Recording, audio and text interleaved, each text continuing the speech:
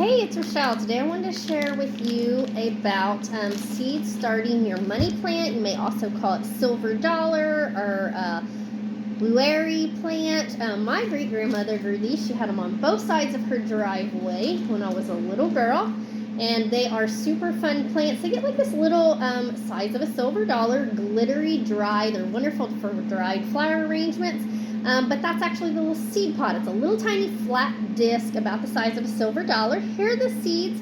They do well with cold stratification. I have frozen these seeds first when they were dry, and then you will let them go through a cold period, like a refrigerator if you want. But you only cover these seeds about 1/4 of an inch.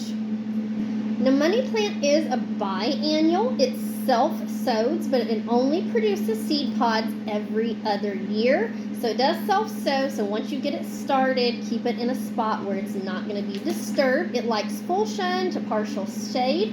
It grows in zones 3 to 9. It has pink, like to white to purplish flowers on it. And it does take about 14 to 28 days to germinate. So, that's what we like about the money plant. It's super beautiful, and it's going to be great in your dried arrangements. Hope you plant some money plant. Go ahead and tell me below if you ever have.